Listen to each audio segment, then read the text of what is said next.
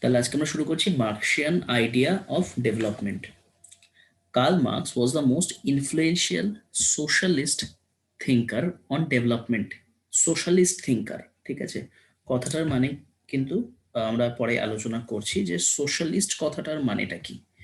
কারণ সামাজিক যখন বলছে তাহলে এক্স্যাক্টলি কোনভাবে ভাবলে পরে কোনো একটা মানুষকে আমরা সোশ্যালিস্ট থিঙ্কার বলি, ঠিক আছে।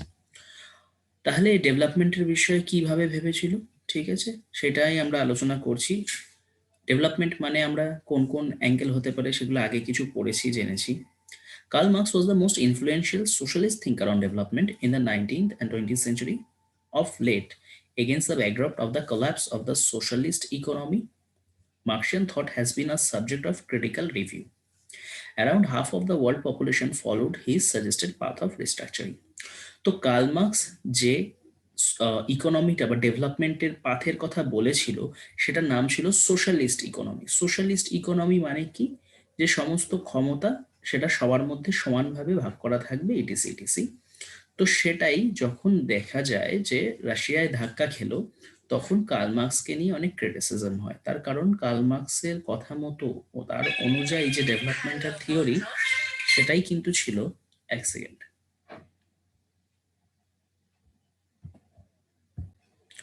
তো সোশ্যালিস্ট ইকোনমি যখন ধাক্কা খেলো, তখন কার্ল মার্কসের যে থিওরিটা, যার উপর ভিত্তি করে এই পুরো ডেভেলপমেন্টের থিওরিটা তৈরি হয়েছিল সোশ্যালিস্ট ইকোনমি, সেটার উপর প্রশ্ন করা হয়। কারণ তখন তার মত অনুযায়ী পৃথিবীর সমস্ত ইকোনমি কিন্তু চলা অলরেডি শুরু করে দিয়েছিল। তো এই প্যারাটাই আমরা এটাই পেলাম যে কার্ল মার্কস, যিনি কিনা ডেভেলপমেন্টের একটা থিওরি দিয়েছিলেন 1920 সেঞ্চুরিতে, তো সোশ্যালিস্ট ইকোনমি যখন ধাক্কা খেলো তখন তাকে ক্রিটিক্যালি দেখা হলো। কারণ half of the world population তার এই থিওরিটাকে কিন্তু মানতো। তাহলে দেখ, যে যখনই কোনো একটা ডেভেলপমেন্টের থিওরি ধাক্কা খাবে, তার মানে এটাই বুঝতে হবে যে এবার সেটাকে নতুনভাবে রিস্ট্রাকচার করতে হবে। এবার আগামীতেও কিন্তু মানে এই পরবর্তী প্যারাগুলোতেও কিন্তু আমরা সেই জিনিসটাই পাবো।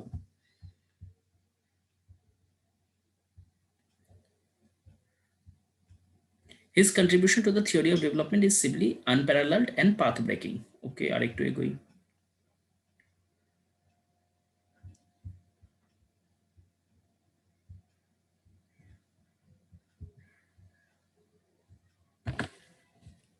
The development of human society through various stages, development and change in the material condition, existence, development of capitalism, and the corresponding change in the class relationship and transformation in the mode of production were the major concerns of Karl Marx. তাহলে curl মার্কসের আমরা যখন theory of development পড়ছি, তখন আমাদেরকে আগে জানতে হবে যে এক্স্যাক্ট কোন কোন বিষয়গুলো ওপর ভিত্তি করে বা কোন কোন জিনিসগুলোকে মাথায় নিয়ে কার্ল মার্কস নিজের আইডিয়া ডেভেলপ করেছিল। ফার্স্ট ছিল the development of human society through various stages. Stage কথাটার মানে কি, স্টেজ কথাটা আমরা আগেও পড়েছি। সবার ফার্স্টে উনি বলেছিলেন যে এমন একটা সোসাইটি যেখানে কিনা সবাই সমান, ঠিক আছে। তারপরে একটা সোসাইটির কথা বললেন যেখানে কিনা ছিল ফিউডালিজম।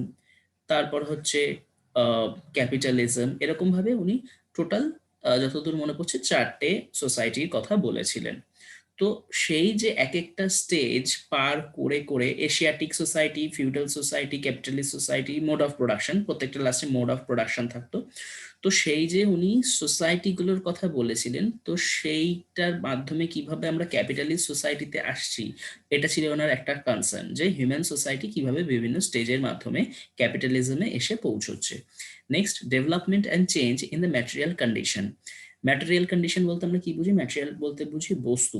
তো সেই বস্তুকে কেন্দ্র করে কিভাবে একে অপরের সম্পর্ক বদলে গেল, বস্তুর উৎপাদন, বস্তুর এক মানে বন্টন, ওই জিনিসটার উপর ভিত্তি করে আমাদের কিভাবে মানুষের সাথে মানুষের সম্পর্ক চেঞ্জ হলো, সেইটা। তার মানে দেখ, development and change in the material condition. Existence, আমরা যেভাবে টিকে থাকছি সেইটা। ডেভেলপমেন্ট অফ ক্যাপিটালিজম, কিভাবে ক্যাপিটালিজম তৈরি হলো। তাহলে প্রত্যেকটা জিনিসই কিন্তু উনি কভার করছেন। একদিকে স্টেজ, কিভাবে বস্তুর ডেভেলপমেন্ট হলো, কন্ডিশন বদলে গেল, তার সাথে এক্সিস্টেন্স, কিভাবে ডেভেলপমেন্ট অফ ক্যাপিটালিজম হলো, and the corresponding change in the class relationship, আর কিভাবে ক্লাস তৈরি হলো। আমরা জানি অলরেডি বুর্জোয়া ক্লাসের কথা, প্রোলেতারিয়েট ক্লাসের কথা। তো ওই যে ক্লাস রিলেশনশিপ তৈরি হলো এবং সেটা আস্তে আস্তে ধীরে ধীরে ট্রান্সফর্মও হলো, মিডল ক্লাস তৈরি হয়েছিল, মিডল ক্লাসের সাথে প্রত্যেকের আলাদা আলাদা সম্পর্ক ছিল, পোলারাইজেশন হয়েছিল। তো প্রত্যেকটা জিনিসই কিন্তু কার্ল মার্কসের এই থিওরি অফ ডেভেলপমেন্টের মধ্যে ওনার কনসার্নে ছিল। ওকে, আর একটু এগোই। তাহলে আমরা মোটামুটি বুঝে নিয়েছি যে কার্ল মার্কসের থিওরি অফ ডেভেলপমেন্টের মধ্যে এক্স্যাক্টলি কি কি পড়ছিল।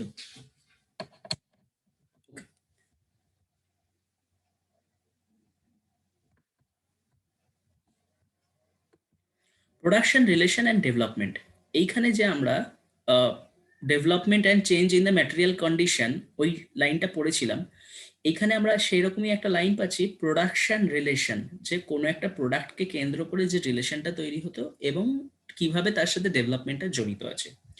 Marks had a profound philosophical vision. তাহলে ওনার ভিশনটা কিরকম ভিশন ছিল? ফিলোসফিক্যাল। ফিলোসফিক্যাল ভিশন মানে যেখানে আমাদের পড়ে পড়ে ওনার মতো করে ধারণা করে এগোতে হবে, তবেই আমরা তার পয়েন্ট অফ ভিউটা বুঝতে পারবো।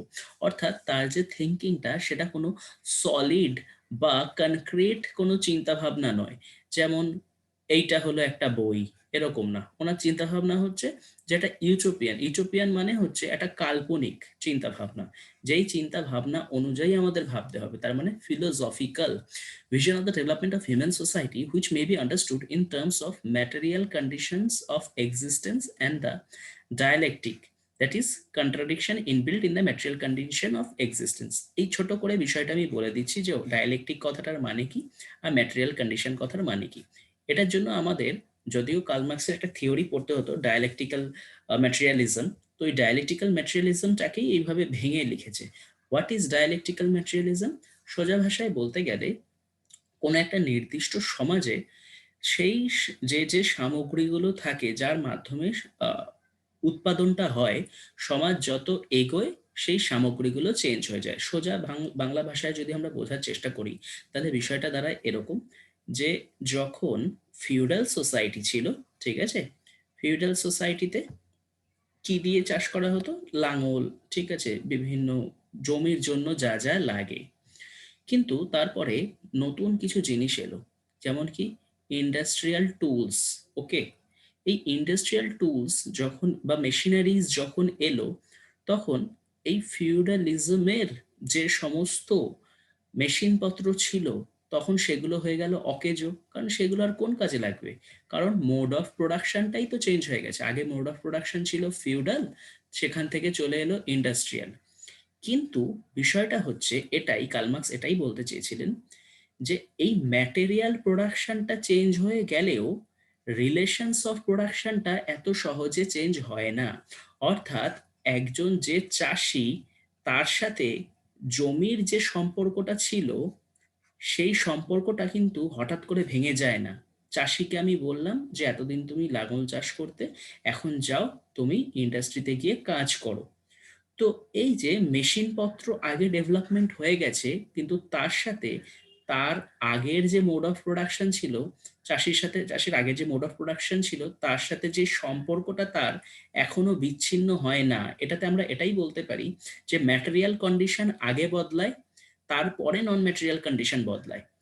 এই যে একটা দ্বান্দ্বিক সম্পর্ক, সেটাকে বলা হয় ডায়ালেকটিক্যাল ম্যাটেরিয়ালিজম।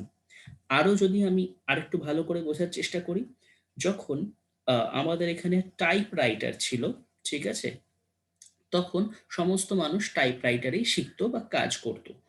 কিন্তু যখন ল্যাপটপ চলে এলো, দেখ টাইপ রাইটার থেকে ল্যাপটপ চলে এলো, তার মানে ম্যাটেরিয়াল কন্ডিশন চেঞ্জ হয়ে গেল।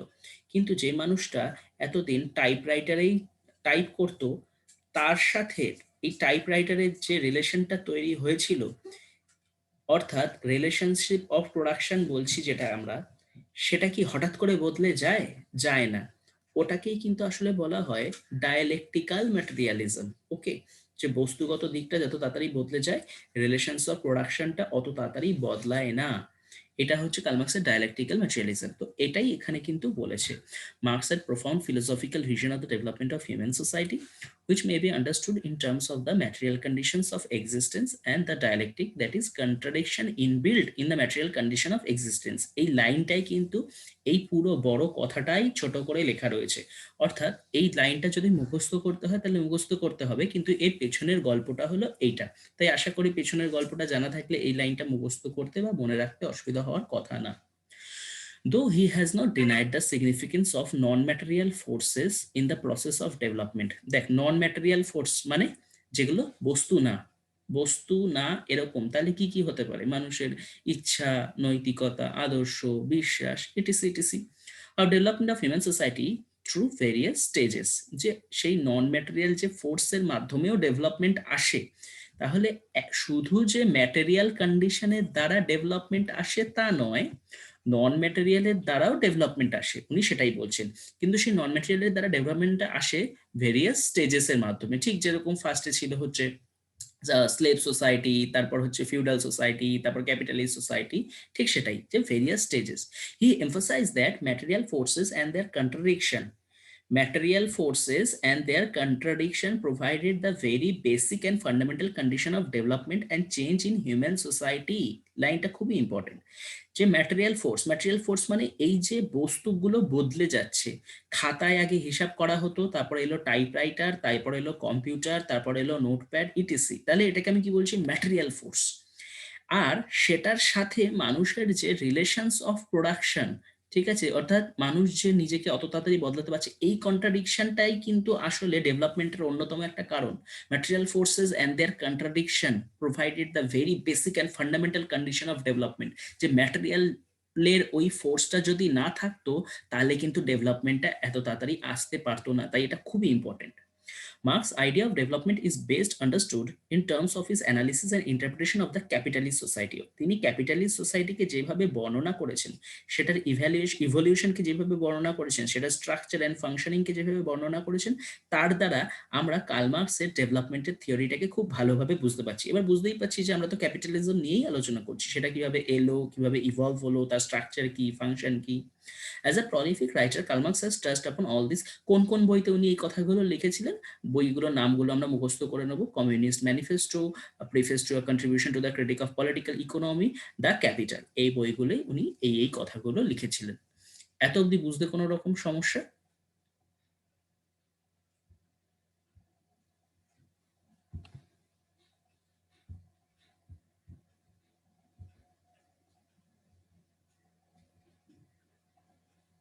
Okay.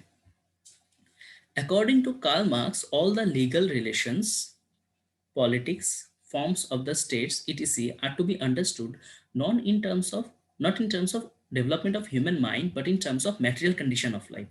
তাহলে কার্ল মার্কস সবসময় ম্যাটেরিয়ালিস্টিক বিষয়ের ওপর জোর দিয়ে গেছেন। তিনি বলেছেন যা হচ্ছে, যা হবে, যা হতে চলেছে, সবটাই ম্যাটেরিয়াল কেন্দ্রিক। যে আমরা এখানে কি করে এলাম, মানে আমরা যদি মানুষের মনুষ্য জগৎটাকে আলোচনা করার চেষ্টা করছি, আমরা ডেভেলপমেন্টটাকে কিভাবে দেখি? যে না, সবার ফার্স্টে আমরা চাকা আবিষ্কার করেছি, তারপর আমরা হচ্ছে আগুন আবিষ্কার করলাম, তারপরে হচ্ছে আমরা আরো যন্ত্রপাতি আবিষ্কার করলাম, টুলস আবিষ্কার করলাম, বিভিন্ন অস্ত্র আবিষ্কার করলাম।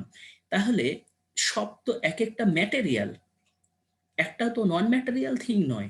তাহলে মানুষের কাছে বরাবরই ডেভেলপমেন্ট মানে কিন্তু ম্যাটেরিয়াল থিংই ছিল। কোনোদিনও আমরা বলিনি যে না আমাদের আদর্শ বেড়ে গেল, দ্যাট ইজ ডেভেলপমেন্ট। কোনোদিনও বলিনি যে আমাদের মানুষ হয়ে মানুষের প্রতি বিশ্বাস বেড়ে গেল, দ্যাট ইজ ডেভেলপমেন্ট। তা তো নয়। তাহলে ডেভেলপমেন্ট মানেই তো ম্যাটেরিয়াল। তো মার্কসও সেটাই বলেছেন যে অ্যাকর্ডিং টু কার্ল মার্কস আমাদের যত লিগ্যাল রিলেশনস আছে, পলিটিক্স আছে, স্টেটের যত ফর্ম আছে, এগুলোকে যদি বুঝতে হয় তাহলে মানুষের মন বা মানুষের চিন্তা ভাবনা যেভাবে পরিবর্তন হচ্ছে সেইটা দিয়ে বোঝার চেষ্টা করো না। মানুষের জীবনে যে যে ম্যাটেরিয়াল গুলো উপস্থিত আছে সেই ম্যাটেরিয়াল গুলোর মাধ্যমে সেটাকে বোঝার চেষ্টা করো। এবার what is the meaning of material condition? মানে আমি এখন যে সোসাইটিতে আছি, আমাদের এখানে ম্যাটেরিয়াল কন্ডিশন কি? যে আমাদের এখানে এখন যদি আমরা টেকনোলজির দিক থেকে দেখি তাহলে আমরা এখন স্পেসে চলে গেছি। আমাদের এখানে এখন ম্যাটেরিয়াল কন্ডিশন কি? যে আমরা রাস্তা বানিয়ে দিই, কোনো রাস্তা যদি খারাপ হয়। তো legal relation, politics, form of states সব ম্যাটেরিয়াল কন্ডিশন দিয়ে দেখো। মানুষের চিন্তন বুদ্ধিমত্তা দিয়ে সেই ডেভেলপমেন্টটা মাপার চেষ্টা করো না। To him, in the process of development of human society, human being has emerged to be a producing animal and thereby tied with several production relations। বলছে আমাদের এই যে পুরো জীবন, এই জীবনে আমরা একটা প্রডিউসিং অ্যানিমেল হয়ে গেছি, যে আমরা এমন একটা জন্তু যেটা সামাজিক জন্তু না, যেটা উৎপাদনকারী জন্তু। আমরা শুধু উৎপাদন করতে পারি, আমরা শ্রম উৎপাদন করি, আমরা দ্রব্য উৎপাদন করি, আমরা বস্তু উৎপাদন করি, ঠিক আছে। এবং আমাদের সম্পর্ক কিভাবে তৈরি হয়, যে প্রোডাকশনস অফ রিলেশনস, মানে রিলেশনস অফ প্রোডাকশন, যে আমাদের উৎপাদনের উপর ভিত্তি করে আমাদের সম্পর্ক তৈরি হয়। যে যেমন তুই কোনো একটা অফিসে কাজ করছিস, ঠিক আছে, সেই অফিসে কাজ করছিস বলে সেখানে তোর যে কলিগরা আছে তার সাথে তোকে ভালো সম্পর্ক রাখতে হয়, তাহলে সেটা রিলেশনস অফ প্রোডাকশন। বা বসের সাথে সবসময় হ্যাঁতে হ্যাঁ মেলাতে হয়, কারণ বসের সাথে যদি সবসময় হ্যাঁতে হ্যাঁ না মেলাস, তাহলে তোর ইনক্রিমেন্ট হবে না, তোর হচ্ছে নানা রকম তোকে কথা শোনাবে ইটিসি। তো তাহলে আমাদের সম্পর্কগুলো কিসের উপর তৈরি করে, ভিত্তি করে তৈরি হয়েছে, মানে প্রোডাকশনের উপর ভিত্তি করে, that is called relations of production. তো আমরা একটা উৎপাদনের যন্ত্র, উৎপাদনীকারী জন্তুতে পরিণত হয়েছি। এত অবধি কোনো সমস্যা বা প্রশ্ন?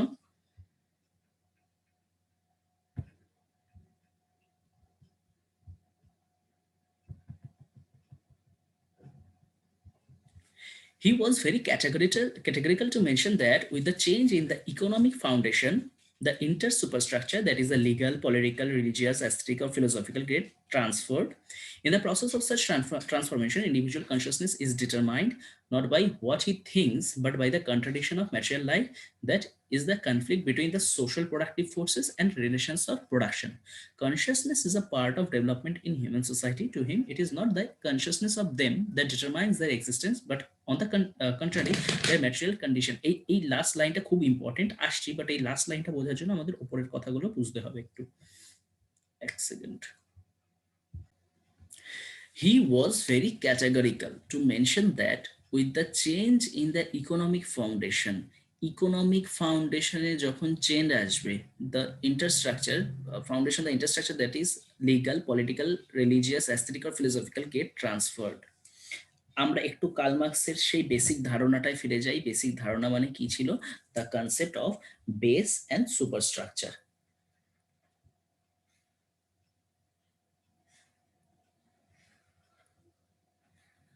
বেস মানে কি ছিল? বেসে উনি লিখেছিলেন ইকোনমিকে। সুপারস্ট্রাকচারে কি ছিল? সব, সব বলতে যা যা থাকতে পারে, education, polity, religion, culture, art, aesthetic values, philosophy, সব। অর্থাৎ ইকোনমির ওপর ভিত্তি করে সবটা তৈরি হয়। তাই ইকোনমি যখন ট্রান্সফর্মড হয়, এই ইকোনমিক ফাউন্ডেশন যখন বদলায়, এবার ইকোনমিক ফাউন্ডেশন যখন বদলায়, কথাটার মানেটা কি? ইকোনমিক ফাউন্ডেশন বদলায় মানে সেটা যখন এক হাত থেকে আরেক হাতে যায়। অর্থাৎ ধরলাম এতদিন ছিল ইকোনমিক ফাউন্ডেশনটা ফিউডাল সোসাইটির হাতে, সেখান থেকে চলে গেল ক্যাপিটালিস্ট সোসাইটির হাতে। তাই যখন এক হাত থেকে আরেক হাতে যায়, তখন এই ওপরের জিনিসগুলো বদলে যায়। He was very categorical to mention that with the change in the economic foundation মানে the base, the intersuperstructure, that is the legal, political, religious, aesthetic or philosophical get transferred, পুরোটাই ট্রান্সফার হয়ে যায়। কোথায় ট্রান্সফার হয়ে যায়? Feudal থেকে ক্যাপিটালিস্টে transfer হয়ে যায়। বা আবার যদি আমরা বলি এরকম ভাবে, যে উনি বলেছিলেন যে ক্যাপিটালিস্ট আর একদিন থাকবে না, ক্যাপিটালিস্টদের পরাজয় ঘটবে, প্রলেতারিয়েতরা ক্যাপিটালিস্টদের হারিয়ে দেবে, তখন সমস্ত ইকোনমিক বেস চলে যাবে প্রলেতারিয়েতদের হাতে। তাহলে দেখ আবার ট্রান্সফার্ড হয়ে গেল। কোন জিনিসটা ট্রান্সফার্ড হলো? এই সুপার স্ট্রাকচারটা। ইকোনমি বেস বজায় রাখছে, কিন্তু এই ইকোনমিটা যখনই ট্রান্সফার হচ্ছে, এক জায়গা থেকে আরেক জায়গায় চেঞ্জ হচ্ছে, এই বেসটা, এই সুপার স্ট্রাকচারটাও চেঞ্জ হয়ে তখন আবার প্রলেতারিয়েতদের হাতে চলে এলো। ঠিক আছে, এখানে আবার কি কি থাকছে? সেই polity, education, economy, philosophy, sorry economy বাদ দিয়ে সব। তো এই লাইনটার মাধ্যমে এই কথাটাই বলেছেন। In the process of such transformation, individual consciousness is determined. তাহলে এই যে ট্রান্সফরমেশনটা হচ্ছে, ফিউডাল থেকে ক্যাপিটালিজম বা ক্যাপিটালিজম থেকে প্রলেতারদের হাতে যাচ্ছে, এই সময় transformation individual consciousness is determined. আমাদের যে ইন্ডিভিজুয়াল কনসিয়াসনেসটা, সেই কনসিয়াসনেসটা কিসের দ্বারা ডিটারমাইন্ড হচ্ছে? Not by what he thinks, but by the contradiction of material life, that is the conflict between the social productive forces and relations of production। আমরা ভাবি যে যে আমাদের যে কনসিয়াসনেসের চেঞ্জটা আসছে সেটা কি কারণে আসছে, আমরা যেটা যে যে কারণে ভাবি আসলে সেই কারণে নয়। আবার বলছি, যখনই কোনো একটা ইকোনমিতে চেঞ্জ আসে, লাইক ফিউডাল থেকে ক্যাপিটালিস্ট, ক্যাপিটালিস্টদের থেকে প্রোলেতারিয়েতে, তখন যে সুপার স্ট্রাকচারটা থাকে সেই সুপার স্ট্রাকচারটাও ট্রান্সফর্মড হয়। এবং ডিউরিং দিস ট্রান্সফরমেশন শুধুমাত্র আমাদের যে কনসিয়াসনেসটা, সেই কনসিয়াসনেসটা কিসের দ্বারা নির্ধারিত হয়? সেই কনসিয়াসনেসটা আমি যদি বা আমরা যদি মনে করি যে আমরা আমাদের চিন্তা ভাবনার দ্বারা আমাদের কনসিয়াসনেসটাকে নির্ধারণ করছি, আসলে তা নয়। সেইখানেও আমাদের কনসিয়াসনেসটা নির্ধারিত হয় সোশ্যাল প্রোডাক্টিভ ফোর্সেস দ্বারা আর রিলেশনস অফ প্রোডাকশন দ্বারা। এবার সোশ্যাল প্রোডাক্টিভ ফোর্স মানে কি, আর রিলেশনস অফ প্রোডাকশন মানে কি? রিলেশনস অফ প্রোডাকশন মানে আমরা অলরেডি পড়েছি যে কোনো একটা উৎপাদন ব্যবস্থায় যার হাতে সমস্ত উৎপাদনের যন্ত্রপাতি থাকে বা মিনস অফ প্রোডাকশন থাকে, তার সাথে বাদবাকি যে যে সম্পর্ক সেটাকে বলে রোলস অফ প্রোডাকশন। আর সোশ্যাল প্রোডাক্টিভ ফোর্সেস মানে আমরা ধরতে পারি যে ম্যাটেরিয়াল বিভিন্ন প্রোডাক্টিভ ফোর্সেস, যার ফলে সেই সোসাইটিতে চেঞ্জ আসে। তা এই দুটোর কন্ট্রাডিকশনের মাধ্যমে আমাদের কনসাসনেস নির্ধারিত হয়। আমরা নিজেদের কনসাসনেস নিজেরা তৈরি করতে পারি না। অর্থাৎ কার্ল মার্কস এখানেও বলছেন যে যখনই সোসাইটিতে একটা ট্রান্সফরমেশন আসে in economy or in superstructure, that is because only for the productive forces, between the contradictory relation of productive forces and relations of production, মানুষের জন্য কিছু হয় না। Consciousness is a part of development in human society. To him, it is not the consciousness of men that determines their existence, but on the contrary, their material condition of existence that determine this consciousness. আমরা আমাদের সচেতনতা বা চিন্তনের মাধ্যমে টিকে থাকি না। আমাদের জীবনের যে বস্তুগত দিক আছে তার উপর ভিত্তি করে আমাদের কনসিয়াসনেস তৈরি হয়। লাইনটা খুবই কঠিন মনে হতে পারে, কিন্তু খুবই সোজা একটা লাইন যদি বুঝে নিতে পারি। আমরা সবসময় মনে করি যে আমরা যে অবস্থায় রয়েছি আমরা আমাদের কনসিয়াসনেসের মাধ্যমে আছি, আসলে তা না। আমাদের ম্যাটেরিয়াল কন্ডিশন যেরকম, অর্থাৎ যে বস্তুগত জীবনে আমরা বাস করছি তার দ্বারা আমাদের কনসিয়াসনেস তৈরি হয়। ফর এক্সাম্পল, যদি একটা আমি খুব ন্যারো এক্সাম্পল দিই, এখন আমাদের চিন্তা ভাবনা হচ্ছে একটা চাকরি পাবো কি করে, একটা চাকরি পাবো কি করে, একটা জব হয়ে গেলেই হলো। এই যে চাকরি পাবো কি করে ভাবছি, আমাদের মাথা খারাপ করছি, আমরা কোনো কাজ করতে পারছি না সেই চিন্তা করে করে, what is that? That is material condition. Material কন্ডিশনটা আমার কনসিয়াসনেস তৈরি করছে, যেহেতু যদি কোনো একটা সরু লাইন করেও কোথাও ঢুকে পড়তে পারি তাহলে তাই ঢুকে যাব, বা কোথাও যদি ঢুকি সেখানে ঢুকে যদি বসের ঝাড় খেতে হয় তাও ঢুকে যাব। তাহলে কি কনসিয়াসনেসটা আমার লাইফটাকে নির্ধারণ করছে? না। আমি যে পৃথিবীতে বাস করছি সেই পৃথিবীর ম্যাটেরিয়াল কন্ডিশনটা কিরকম, কোন মোড অফ প্রোডাকশনে আমরা চলছি, সেটা আমাদের কনসিয়াসনেস তৈরি করে। As pointed out earlier, antagonistic production relation is the key factor for change and development to Marx. Antagonistic, দেখ এই লাইনটা না অনেকবার অনেকভাবে ইউজ করে। কোথাও বলবে ডায়ালেকটিক্যাল, কোথাও বলবে কনফ্লিকচুয়াল, কোথাও বলবে অ্যান্টাগনিস্টিক। মোদ্দা কথা হলো যে রিলেশনস অফ প্রোডাকশন এবং প্রোডাক্টিভ ফোর্সেসের মধ্যে যে বৈপরীত্য সম্পর্ক, সেই বৈপরীত্য সম্পর্কটাকে কখনো অ্যান্টাগনিস্টিক বলতে পারে, ডায়ালেকটিক্যাল বলতে পারে, কন্ট্রাডিক্টরি বলতে পারে। এই টার্মগুলো নিজেদের মতো করে তারা ব্যবহার করছে, বাট বিষয়টা একই। To him the Asiatic, ancient, feudal and capitalist, হ্যাঁ চারটেই দিয়ে দিয়েছে। আমরা যে বলছিলাম যে হিউম্যান স্টেজেসের কথা, সেই চারটে হিউম্যান স্টেজেসই কিন্তু এখানে দিয়ে দিয়েছে। কি কি? এশিয়াটিক, অ্যানশিয়েন্ট, ফিউডাল, ক্যাপিটালিস্ট, যেখানে আমরা ফিউডাল আর ক্যাপিটালিস্টকে নিয়ে অনেকটাই আলোচনা করেছি। আর the progressive epochs in the economic formation of society, যে ইকোনমিক ফরমেশনটা হয়েছে কি করে, এই স্টেজগুলোর মাধ্যমে, যেটা কিন্তু আমরা প্রথম লাইনেই পড়ে ফেলেছিলাম। The capitalist relations of production to him is the last antagonistic form of the social process of production. এই যে ক্যাপিটালিজমের যুগে যে রিলেশনস অফ প্রোডাকশনটা তৈরি হচ্ছে, সেটাই ওনার মতে শেষ সোশ্যাল প্রসেস অফ প্রোডাকশন, যে এর পরে আর কোনো রকম কোনো রিলেশনস অফ প্রোডাকশন তৈরি হবে না। কেন? অ্যাকর্ডিং টু হিম, এই ক্যাপিটালিজমের পরেই আমরা যে সোসাইটিতে ঢুকে যাব সেটা হলো সোশ্যালিস্ট, ঠিক আছে, একটা সমাজ যেখানে কিনা সাম্যবাদী একটা সমাজ, ঠিক আছে, যেটাকে আমরা কমিউনিজম বলে অনেক সময় ব্যক্ত করি, যার দুটো ধরনের, যেটা সোশ্যালিস্ট, যেটা কমিউনিজম, যেখানে কিনা সব মানুষ সমান। তো আপাতত আমরা এটুকুই বুঝে রাখি যে যেহেতু ক্যাপিটালিস্টের পরেই আমরা একটা সোশ্যালিস্ট বা কমিউনিস্ট সোসাইটিতে চলে যাব, সেই কারণে তিনি বলেছিলেন যে এই রিলেশনস অফ প্রোডাকশন বা ওই কনফ্লিক্ট বা হচ্ছে অ্যান্টাগনিস্টিক রিলেশন বা হচ্ছে ওই ডায়ালেকটিক্যাল রিলেশন এই ক্যাপিটালিস্ট সোসাইটিতেই দেখা যাচ্ছে, এরপর আর দেখা যাবে না। Class relation and change. ক্লাসের কথা আমরা পড়েছিলাম। কেমন ক্লাস? ওই যে বলেছিলাম যে ফিউডাল সোসাইটি যখন ছিল তখন একটা ক্লাস ছিল, তখন ছিল ল্যান্ডলর্ডস আর এখানে ছিল সার্ভস। আবার যখন ক্যাপিটালিস্ট সোসাইটি এলো তখন এলো কে? ওপরে হচ্ছে বুর্জুয়াজি, নিচে হচ্ছে proletariat. Okay, in all the stages of economic transformation of society there have been specific forms of class struggle. Social classes, according to Karl Marx, are the main agents of social change. The change is, however, based on class conflict. বলতে কি চাইছে সোজা ভাষায় আমরা বুঝে নিই। এখানে তো বললাম বুর্জুয়াজি আর প্রোলেতারিয়েত। তো এই প্রোলেতারিয়েতরা যতক্ষণ আলাদা আলাদা ভাবে থাকে ততক্ষণ একটা ক্লাস তৈরি হয় না। তখন মানে যতক্ষণ ওরা আলাদা আলাদা থাকছে তখন থাকছে ক্লাস ইন ইটসেলফ। তারপর যখন তারা একসাথে হচ্ছে তখন হচ্ছে ক্লাস ফর ইটসেলফ। তারপর তারা যখন কনফ্লিক্ট করছে তখন হচ্ছে ক্লাস স্ট্রাগল বা ক্লাস কনফ্লিক্ট। কাদের বিরুদ্ধে কনফ্লিক্ট বা স্ট্রাগল করছে? বুর্জুয়াজিদের বিরুদ্ধে। এটা হচ্ছে পুরো কনসেপ্টটা।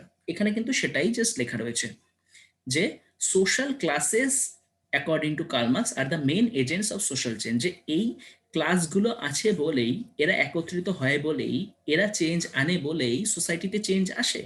The change is however based on class conflict. কেন আসে? এরা কনফ্লিক্ট করে বলে চেঞ্জ আসে। কনফ্লিক্ট না করলে চেঞ্জ আসতো না।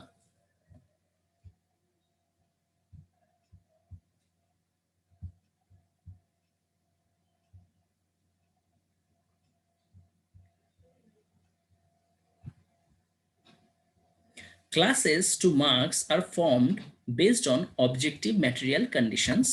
These are groups of people with a common economic position vis-a-vis those of other class. In essence, this economic interest is conflicting and contradictory to each other's class position. These class relations get transferred to hostile action against each other with the intermediation of class consciousness. যা যা আলোচনা করলাম ঠিক সেই বিষয়গুলোই লেখা রয়েছে।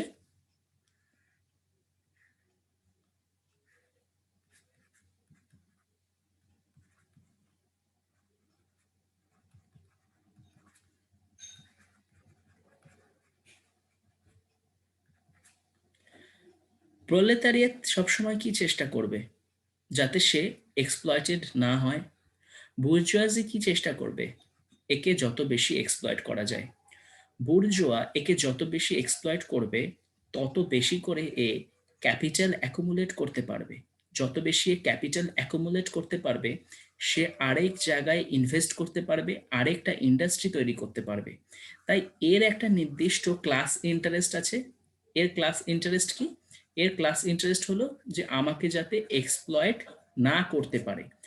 আর এর একটা নির্দিষ্ট ক্লাস ইন্টারেস্ট আছে। কি ক্লাস ইন্টারেস্ট? একে যত বেশি করে এক্সপ্লয়েট করা যায়। এই প্রলেতারিয়েতরা যতক্ষণ আলাদা আলাদা থাকে বললাম ততক্ষণ ক্লাস ইন ইটসেলফ থাকে, কিন্তু যখন এদের মধ্যে কনসিয়াসনেস আসে যে আমরা এক্সপ্লয়েটেড হচ্ছি তখন এরা ক্লাস ফর ইটসেলফ হয়ে যায় বা একটা ক্লাস গঠন করে, যেই ক্লাসটা এদের বিরুদ্ধে আন্দোলন করবে, স্ট্রাগল করবে বা কনফ্লিক্ট করবে। এখানে ঠিক সেটাই লেখা রয়েছে।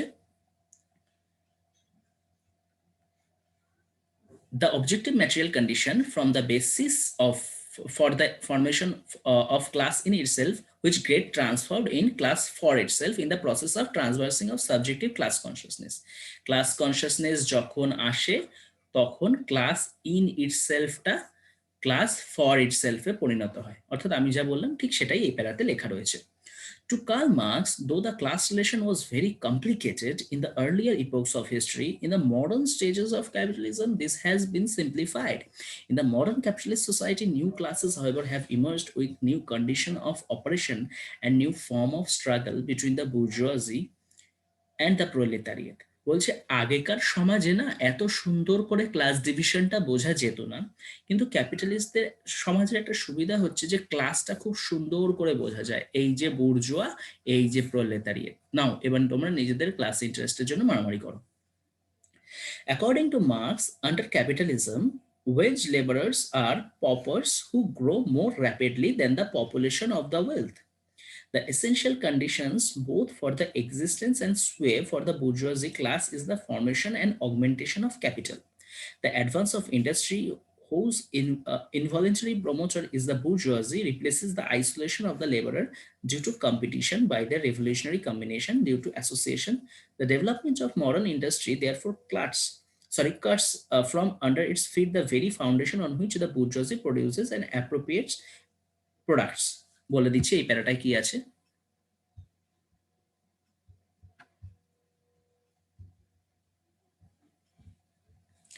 The development of modern industry therefore cuts from the under its feet the very foundation on which the bourgeoisie produces and appropriates products. What the bourgeoisie therefore produces above all is its grave diggers. Its fall and the victory of the proletariat are equally inevitable. Its fall and the victory of proletariat কি বলছে, আবার আমরা ত্রিভুজ আঁকি। অপর সেকশনটাকে বললাম বুর্জোয়াজি, নিচের সেকশনটাকে বললাম প্রোলেতারিয়েট। বলছে এই বুর্জোয়ারা যেটা করে ব্যাপক পরিমাণে এই প্রোলেতারিয়েটদের বা একটা টার্ম আমরা পেলাম ওয়েজ লেবারারদের এক্সপ্লয়েট করে। What is the meaning of wage labourers? Wage labourer মানে হচ্ছে দৈনন্দিন কাজ করে যে টাকাটা পাচ্ছে, মানে প্রাত্যহিক দিন মজুরি, ঠিক আছে, দিন মজুরদের বলা হয় ওয়েজ লেবার। অর্থাৎ এ যদি আসে কাজ করতে তাহলে এ পার ডে বেসিসে একটা টাকা পাবে, 200-300, সেটা সমাজ অনুযায়ী এক এক রকম। এ যদি না আসে তাহলে টাকা পাবে না, অর্থাৎ যাদের আমরা দিনমজুর বলি তাদের বলে ওয়েজ লেবারার। ইন্ডাস্ট্রিয়ালিস্টরা বা ক্যাপিটালিস্টরা বা বুর্জোয়াইজরা কি করে, এরা এদেরকে শোষণ করে, যে একদিনে হয়তো কাজ করাবে 600 টাকার, দেবে 200 টাকা। এইভাবে এক্সপ্লয়েট করতে করতে যখন এক্সপ্লয়টেশনের চরমে পৌঁছে যায়, কেন এরা এক্সপ্লয়টেশন করে? যাতে পার ডে প্রত্যেকটা শ্রমিকের থেকে 400 করে বেশি কামায়, এত বেশি ক্যাপিটাল অ্যাকুমুলেট করবে যে সে আবার আরেকটা ইন্ডাস্ট্রির জন্য সে ইনভেস্ট করবে। এবং এই যে তার লোভ, এই যে পুরো প্রসেস, এই প্রসেসে সে যেটা করে একটা জিনিস কনফার্ম করে দেয় যে ক্যাপিটালিজম এবার ভেঙে পড়বে। ক্যাপিটালিজম ভেঙে পড়বে মানে its fall and the victory of the proletariat. যে এইবার এত এক্সপ্লয়েটেড হতে হতে এরা ক্লাস ফর ইটসেলফ আসবে, কনসাসনেস আসবে, ক্লাস কনফ্লিক্ট ঘটাবে, স্ট্রাগল করবে, এদের বিরুদ্ধে লড়াই করবে। কেমন লড়াই? ব্লাডি রেভলিউশন, অর্থাৎ রক্তক্ষয়ী বিপ্লব হবে, ক্যাপিটালিস্টদের হারিয়ে দেবে, গদিচ্যুত করবে এবং প্রোলেতারিয়েটরা জয়লাভ করবে। এটা ছিল হচ্ছে কার্ল মার্কসের theory of idea of development. আশা করি বোঝাতে পারলাম যে আমাদের লাইন বাই লাইন মুখস্থ করতে হবে না, যতটুকু আমরা পড়লাম বুঝলাম তার জিসটাই যদি লিখে দিয়ে আসতে পারি তাহলেই অনেক।